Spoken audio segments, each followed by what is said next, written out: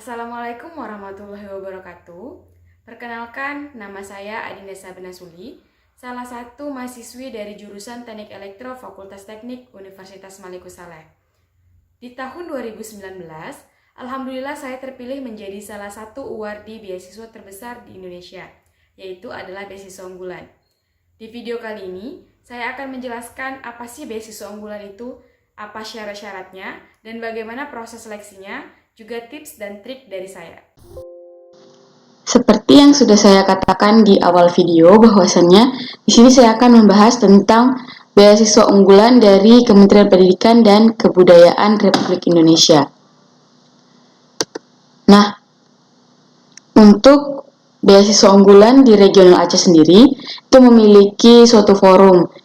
Nah, forum ini memang bukan langsung dari pihak beasiswa unggulan, namun di forum ini mempermudah kami untuk berkomunikasi sesama awardee beasiswa unggulan.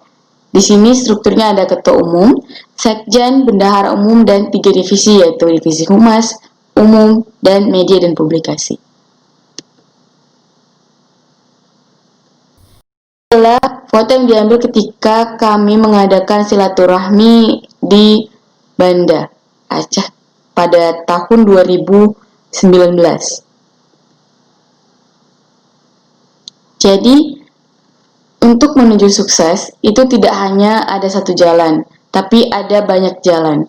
Ketika kita tidak bisa mengambil satu jalan, pasti ada jalan yang lain. Untuk itu saya akan memberikan sedikit motivasi dari Mary Riana di dalam video ini.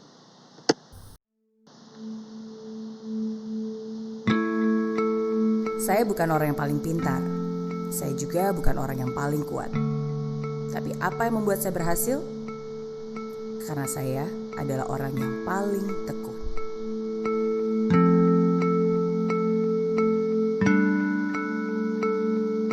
Semua orang ingin sukses, dan semua orang ingin tahu apa rahasia untuk menjadi sukses. Jawabannya mungkin sederhana. Apakah kamu sudah memberikan segalanya? Yang saya maksud bukan hanya sekedar usaha. Yang saya maksud juga bukan usaha di saat situasi mudah. Tapi yang saya maksud adalah usaha yang terus dilakukan sesulit apapun situasinya. Usaha yang terus dilakukan setidak nyaman apapun kondisinya. Kalau kamu tahu ada yang masih bisa kamu lakukan, lakukanlah. Kalau kamu tahu masih ada cara, cari caranya. Kalau kamu tahu masih ada kesempatan, kejar kesempatan itu. Jangan bohongi diri kamu sendiri. Kalau selama ini kamu mengeluh, kok gaji saya segini-gini aja ya? Kok hasilnya segini doang? Kok hidup saya gini-gini aja sih? Pertanyaannya adalah, apa yang selama ini sudah kamu lakukan sehingga kamu merasa layak untuk mendapatkan lebih dari apa yang kamu dapatkan saat ini? Kalau kamu merasa hidup kamu segitu-gitu aja, ya mungkin karena selama ini usaha kamu juga segitu-gitu aja. Kalau kamu merasa sampai saat ini belum mendapatkan apa-apa, ya mungkin karena selama ini pun kamu juga belum melakukan usaha apa-apa. Belum belajar, belum berani, kamu belum benar-benar memberikan yang sepenuhnya. Tenaga, waktu, perhatian, fokus, usaha. Hidup ini adil. Apa yang kamu berikan, itu jugalah yang akan kamu dapatkan. Kalau kamu benar-benar ingin sukses, kamu harus berproses. Seorang pemenang menjadi pemenang bukan karena usaha yang setengah-setengah, bukan karena iseng, bukan juga karena keberuntungan. Kamu harus berproses, kamu harus berjuang, kamu harus terus berusaha. Ketika jalan yang kamu lalui terasa susah, kamu tidak boleh menyerah. Ketika semua suara membuatmu ragu, kamu harus tetap maju. Ketika semua orang melakukan berbagai cara untuk membuatmu jatuh, kamu harus tetap berdiri teguh. Dan suatu hari nanti, kamu bisa melihat kembali dengan bangga. Karena kamu ingat akan masa-masa itu. Masa-masa di mana kamu punya pilihan untuk menyerah, tapi kamu menolak untuk pasrah. Masa-masa di mana kamu bukan hanya mengumbar kata-kata, tapi kamu membuktikannya dengan usaha.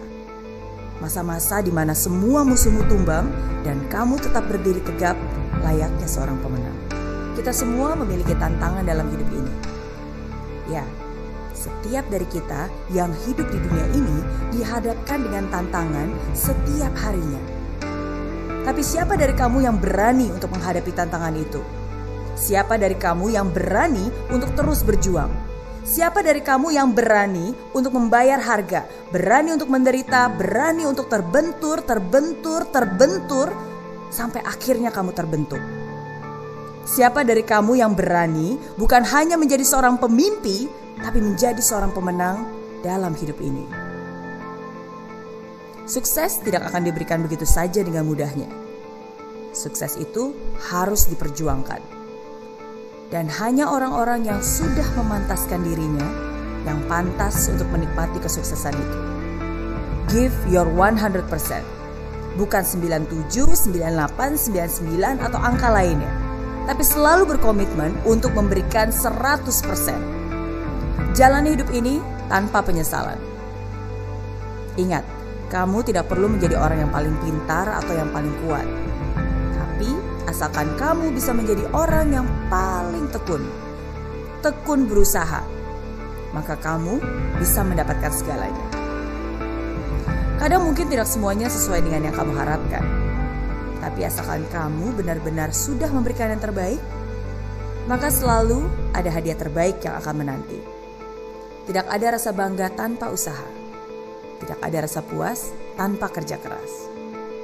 Karena sukses kamu, ya tergantung usaha kamu.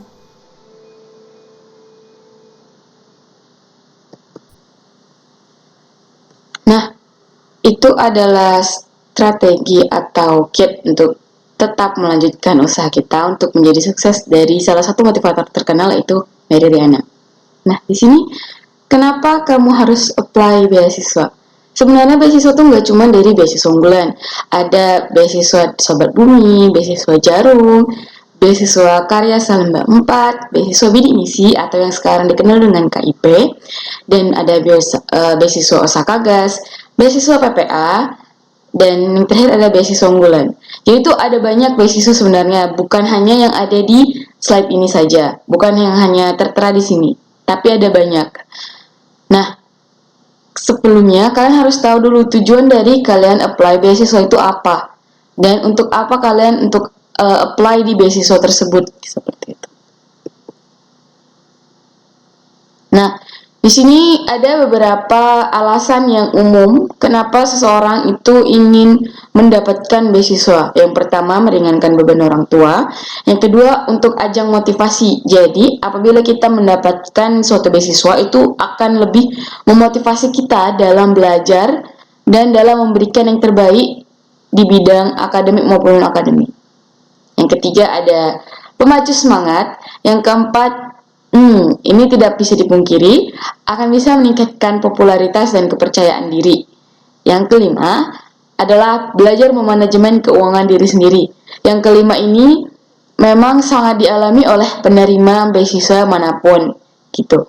Karena kita mendapatkan supply dari sumber lain, dan kita harus belajar untuk memanage keuangan kita.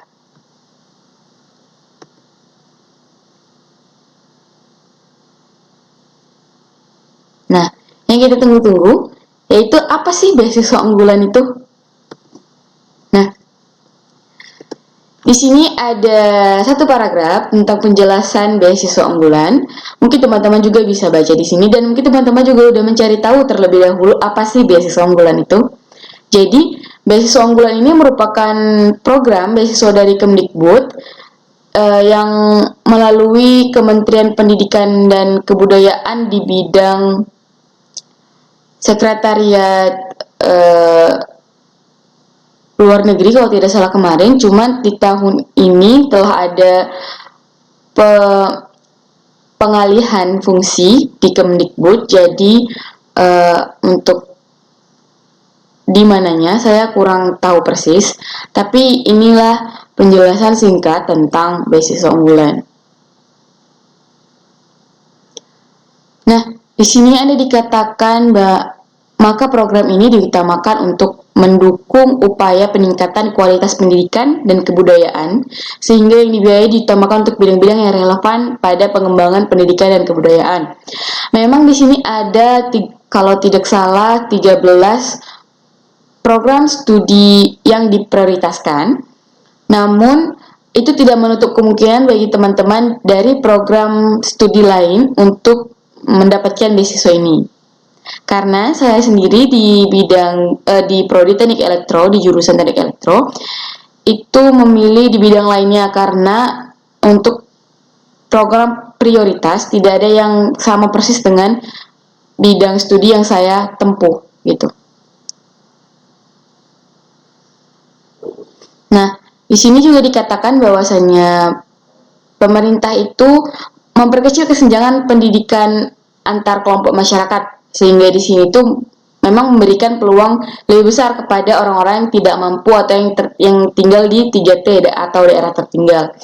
Jadi memang BU ini bukan diperuntukkan untuk suatu golongan, tapi ke semua golongan, baik dari kalangan menengah ke atas maupun menengah ke bawah. Namun, untuk kalangan menengah ke bawah itu ada suatu program yang dinamakan dengan 3T atau daerah tertinggal. Nah, di BU ini sendiri ada beberapa jenis. Nah, di sini kita akan mencari tahu kenapa harus beasiswa unggulan, gitu kan?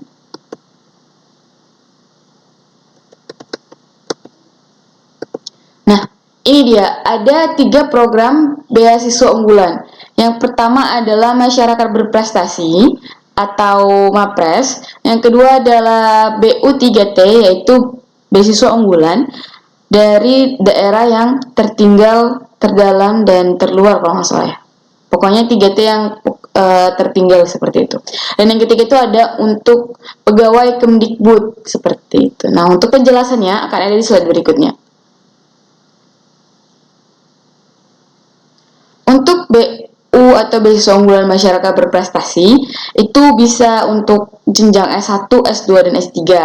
Nah, beasiswa unggulan ini tidak ada kaitannya dengan, atau biasanya kan suatu beasiswa untuk S2, S3 itu ada feedback kembali gitu. Kalau di BU ini tidak ada. Nah, kemudian beasiswa unggulan ini bisa diikuti oleh calon mahasiswa yang sudah ada LOE atau Letter of Acceptance dari suatu universitas.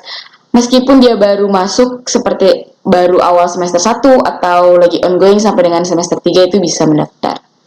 Sebenarnya di sini dikatakan maksimum semester 2. Cuman untuk di tahun 2020 dan di 2019 itu pendaftaran baru dibuka di semester 2 akhir atau awal semester 3 seperti itu. Jadi masih bisa. Nah, di sini dikatakan bahwasanya beasiswa unggulan masyarakat berprestasi ditujukan kepada masyarakat yang berprestasi gitu. Dan ini untuk segala bidang dan tidak diprioritaskan untuk dosen. Kemudian untuk BU3T itu adalah program yang diperuntukkan untuk mahasiswa yang berasal dari daerah 3T sesuai dengan Perpres nomor 131 tahun 2015 tentang penetapan daerah tertinggal. Nah, jadi di semua program beasiswa unggulan ini itu bisa mendaftar untuk S1, S2, dan S3 di mana akreditasi jurusan dan itu minimal akreditasi perguruan tinggi itu minimal B. Nah, ini dia tadi yang saya bilang program prioritas. Ternyata ada 18 program prioritas dari beasiswa unggulan. Nah, banyak nih nanya, apa aja sih persyaratan dari pendaftaran mahasiswa berprestasi gitu, mahasiswa berprestasi di BU ini gitu. Jadi kalau misalnya teman-teman tidak memiliki surat keterangan bahwa untuk 3T atau memang ingin untuk mendaftar di jalur masyarakat berprestasi, teman-teman bisa daftar melalui cara ini gitu. Untuk yang pertama ada mahasiswa baru dan mahasiswa ongoing. Apa sih bedanya? Mahasiswa baru itu diperuntukkan untuk mahasiswa yang baru saja mendapatkan letter of acceptance dari universitas. Jadi kalau kita di sini ada pengumuman SNPTN, SBMPTN atau pengumuman mandiri. Dan nanti langsung aja screenshot bukti bukti penerimaan dan itu bisa digunakan untuk letter of acceptance. Sedangkan untuk mahasiswa ongoing itu adalah mahasiswa yang sedang menempuh perkuliahan seperti itu. Untuk syaratnya yang pertama ada usia maksimal 22 tahun, sama di keduanya. Yang kedua adalah memiliki surat keterangan lulus di perguruan tinggi yang terakreditasi minimal B. Nah, di sini sama, ada nanti diminta surat sertifikat akreditasi perguruan tinggi. Kemudian untuk di mahasiswa baru itu memiliki prestasi minimal tingkat kabupaten yang diselenggarakan oleh pemerintah dan atau masyarakat. Sertifikatnya berlaku itu maksimal 3 tahun terakhir. Nah, jadi ini minimal itu 3 tingkat kabupaten dan itu 3 tahun terakhir. Sebenarnya kalau teman-teman tidak memiliki sertifikat yang banyak itu tidak apa-apa gitu. Jadi jangan langsung nyerah. Coba aja dulu. Kemudian ya untuk yang mahasiswa baru ini lebih diprioritaskan sih untuk meraih juara peringkat 5 besar gitu. Untuk mahasiswa ongoing sama, usia maksimum itu 22 tahun. Kemarin saya mendaftar di semester 2 akhir atau awal semester 3. Kemudian terdaftar di perguruan tinggi yang terakreditasi minimal B. Nah, jadi di sini teman-teman harus minta surat keterangan aktif dari fakultas. Kemudian IPK minimal 3,25. Dan yang keempat, prestasi minimal 3 tingkat kabupaten. Nah, ini sama 3 tahun terakhir juga. Dan yang kelima ini peraih juara peringkat 5 besar. Ini sebenarnya opsional aja. Nah, jadi nanti di situ ada kayak form untuk pelampiran sertifikat TOEFL atau IELTS, tapi itu nggak wajib untuk S1. Namun apabila teman-teman ingin mendaftar untuk S2 itu wajib.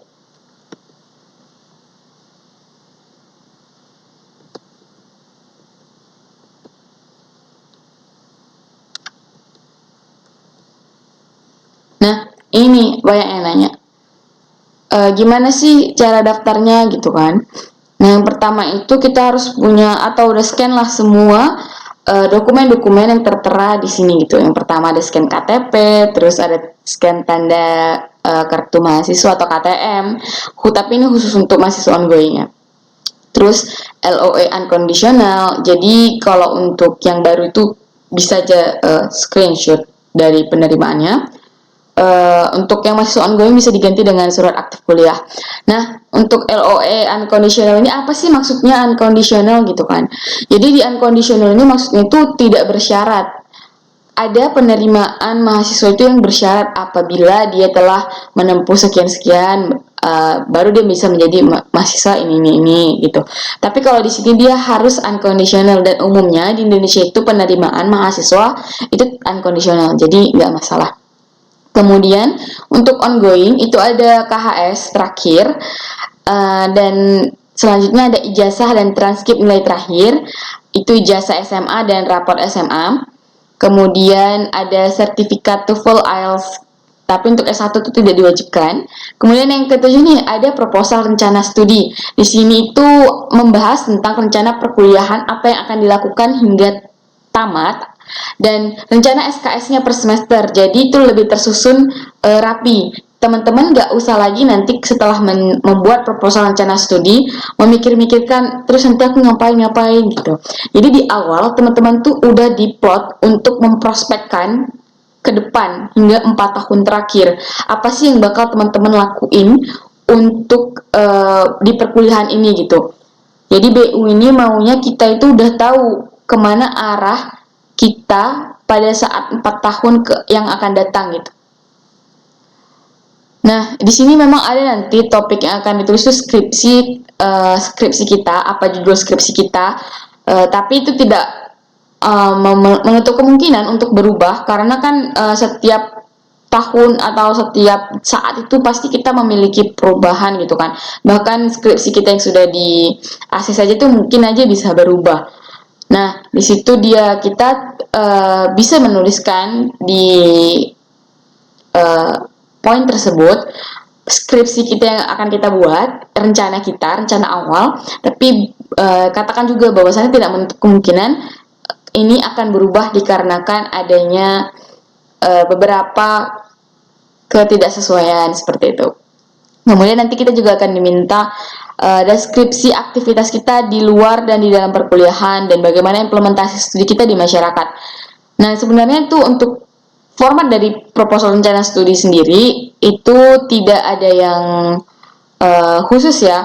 Maksudnya tidak ada yang spesifik dari pihak beasiswa unggulannya, cuman diharapkan di proposal rencana studi itu memasukkan ke semua hal ini gitu. Jadi tidak ada formatnya, tapi diminta untuk masukkan ini aja gitu. Kemudian ada surat rekomendasi dari Sivitas Akademika atau institusi terkait. Nah, jadi teman-teman harus minta surat rekomendasi dari kampus seperti itu. Kalau bisa, teman-teman minta itu dari fakultas atau dari dekan.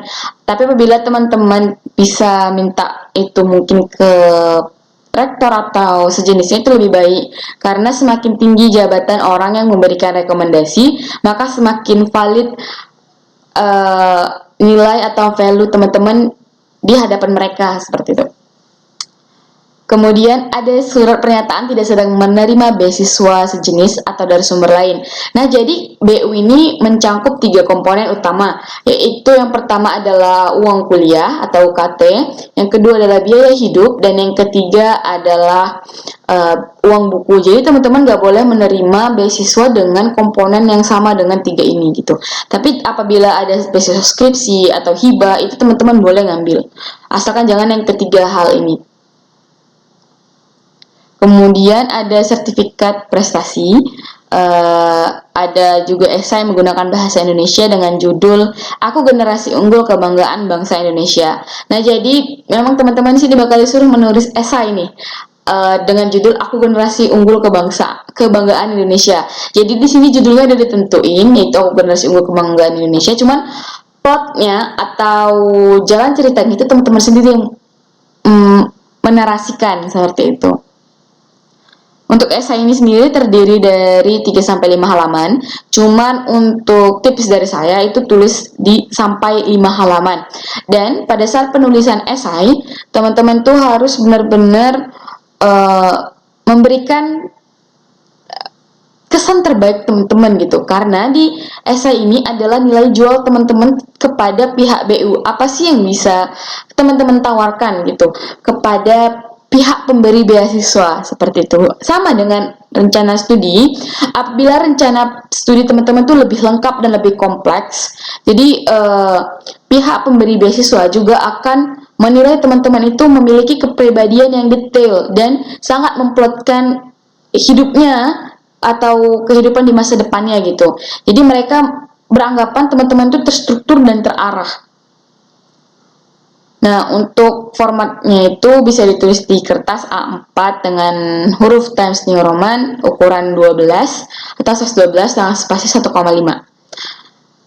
Nah, untuk proposal rencana studi dan esai, mungkin nanti bisa konsultasi dengan beberapa dosen atau yang memberikan rekomendasi teman-teman, atau bisa juga berkonsultasi dengan orang-orang yang sudah mendapatkan beasiswa unggulan ini sendiri. Seperti di Universitas Maliku Saleh ada beberapa orang yang sama seperti saya mendapatkan kesempatan untuk menjadi awardee beasiswa unggulan. Nah, kami juga ada forum BU Loksmawe, mungkin teman-teman bisa bergabung nantinya. Di tahun 2019 ada 2 orang yang penerima beasiswa unggulan dari Universitas Maliku Saleh untuk jenjang S1 dan 3 orang kalau saya tidak salah dari jenjang S2. Untuk penerima dari S1 itu ada saya dari Fakultas Teknik dan satu lagi ada Fajar dari Fakultas Fisik. Nah, banyak nanya, linknya apa nih Kak? Kayak gitu. Nah, ini ada linknya ya, udah saya terapkan di sini, bisa dilihat di https://2/ kemudian beasiswaunggulan.kemdikbud.go.id/. Nah, sekian dan terima kasih. Apabila ada pertanyaan, bisa ditanyakan dengan saya ataupun dengan awardee beasiswa unggulan yang lain, karena kami sangat senang apabila teman-teman ingin bertanya dan ingin tahu gitu Kami juga ingin setiap tahunnya ada regenerasi penerima beasiswa unggulan, karena kami cukup senang apabila pada saat berkumpul di suatu forum itu terdiri dari mahasiswa Unimang semua. Baik, terima kasih.